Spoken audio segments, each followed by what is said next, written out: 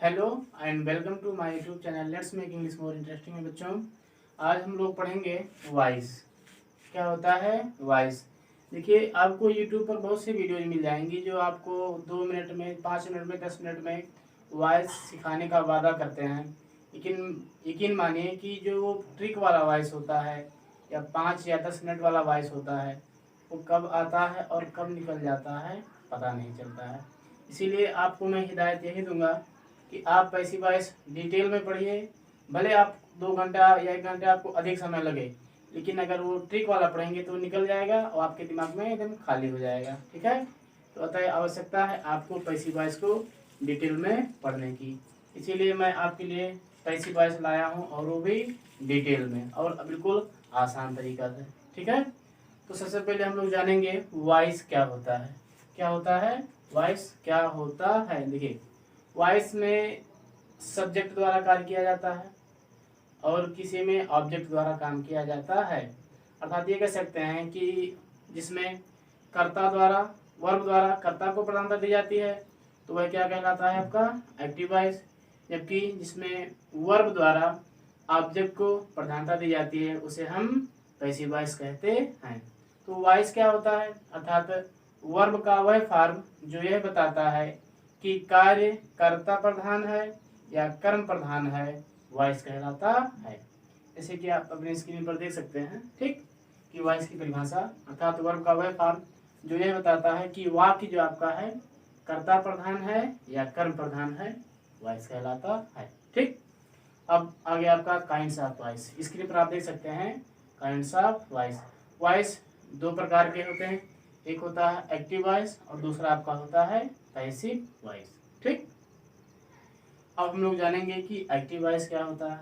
देखिए, अब देखिए एक्टिव वॉइस में क्या होता है, जब वाक्य में यह पता चले कि सब्जेक्ट स्वयं कार्य कर रहा है तो यह वाक्य क्या होता है? एक्टिव वॉइस कहलाता है। अर्थात जिस वाक्य में वर्ब द्वारा सब्जेक्ट को प्रधानता दी जाती है आपका क्या कहलाता है? एक्टिव वॉइस कहलाता है। ठीक, जैसे ही लिखा है मोहन राइट्स ए लेटर, मतलब मोहन एक पत्र लिखता है। ठीक, ये आपका हो गया एक्टिव वॉइस। तो जिसमें वर्ब द्वारा सब्जेक्ट को प्रधानता दी जाए, एक्टिव वॉइस कहलाता है। ठीक, पैसिव वॉइस में क्या होता है? मतलब जिस वाक्य में यह पता चले कि सब्जेक्ट स्वयं कार्य नहीं कर रहा है बल्कि किसी दूसरे के द्वारा उसके लिए काम किया जा रहा है, तो वह पैसिव वॉइस में होता है।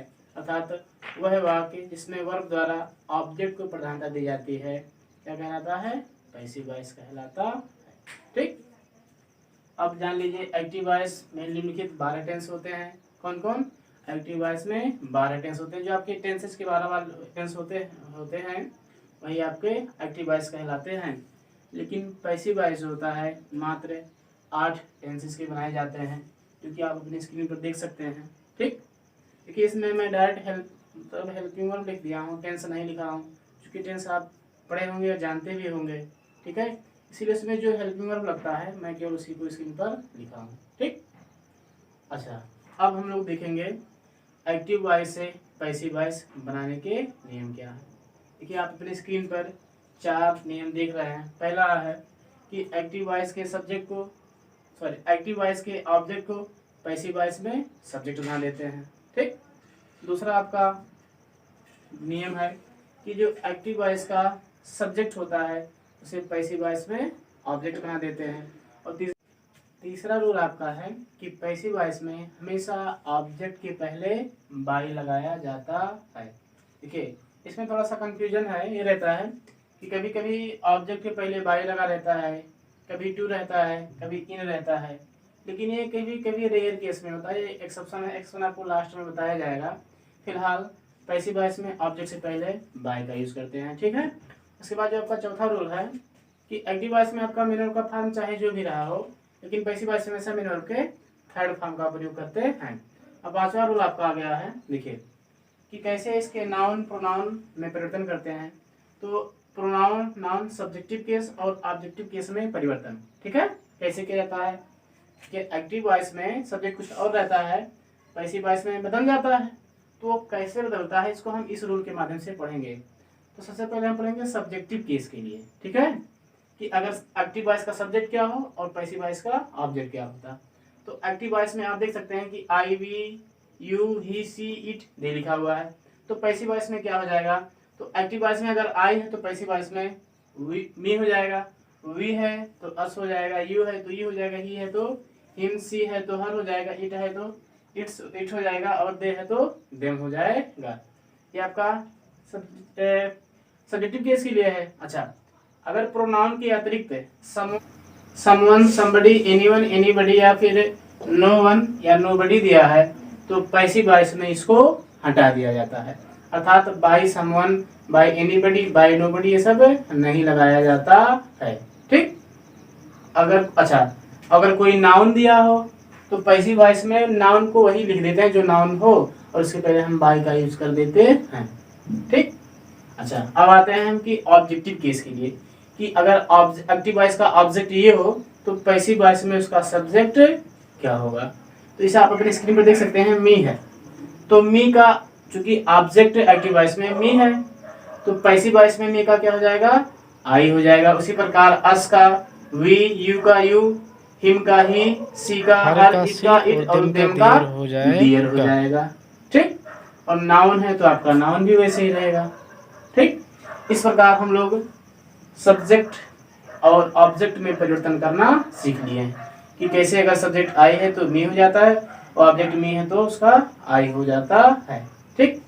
तो आज हम लोगों ने ये सीखा कि एक्टिव वॉइस क्या होता है, पैसिव वॉइस क्या होता है, एक्टिव वॉइस में कितने टेंस होते हैं, पैसिव वॉइस कितने टेंसेस की बनाई जाती है, या एक्टिव वॉइस में कौन सा हेल्पिंग वर्ब होता है और पैसिव वॉइस में उसका क्या हो जाता है।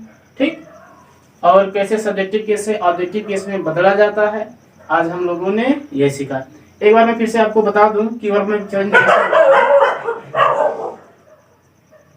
देखिए, इसे अगर दिया है कि वर्ब का फर्स्ट फॉर्म हो तो जब पैसिव वॉइस हम बनाते हैं तो इज एम आर में चेंज होता है और वर्ब के थर्ड फॉर्म का यूज होता है। फिर सेकंड है आपका, अगर इज एम आर है तो पैसिव वॉइस में is am are plus being हो जाता है उसके साथ वर्ब का थर्ड फॉर्म।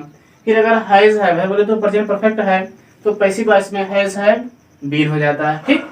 प्रेजेंट के केवल 3 का ही पैसिव वॉइस बनता है, जबकि पास्ट में आते हैं, पास्ट इंफिनिट में हमेशा वर्ब के सेकंड फॉर्म का यूज होता है। जब हम पैसिव बनाएंगे तो सेकंड क्या हो जाएगा, was were plus third form हो जाएगा। फिर अगर वाज वेयर है तो वाज वेयर का वाज वेयर बीइंग हो जाएगा। हैड है तो हैड का पैसिव वॉइस में हैड बीन हो जाता है। फिर ये 3 पास्ट कंप्लीट हो गए हैं। फिर आते हैं हम फ्यूचर टेंस में। फ्यूचर टेंस में अगर शैल विल दिया है तो पैसिव वॉइस में शैल विल बी हो जाता है उसके साथ वर्ब का थर्ड फॉर्म। फिर अगर शैल विल हैव दिया है तो शैल विल हैव बीन हो जाता है। ठीक। और ध्यान रहे, अगर कैन या मे दिया है तो कैन या मे बी हो जाता है, अर्थात अगर कोई मॉडल ऑक्सिलरीज दिया है तो पैसिव वॉइस में वही मॉडल ऑक्सिलरीज प्लस बी हो जाता है। ठीक। यही 8 टेंसेस की पैसिव वॉइस बनती है। और अगर कोई मॉडल ऑक्सिलरीज आ रहा है तो पैसिव वॉइस में मॉडल ऑक्सिलरीज प्लस बी हो जाता है और वर्ब का थर्ड फॉर्म सदैव लगता है। ठीक। तो आज हम लोगों ने केवल इसका इंट्रोडक्शन जाना और कुछ महत्वपूर्ण रूल जाने कि कैसे एक्टिव से पैसिव में चेंज किया जाता है और इसका डेफिनेशन। कल से हम लोग शुरू करेंगे या इसके आगे हम लोग देखेंगे कि टेंस वाइज कि कैसे एक्टिव से पैसिव बनाया जाता है।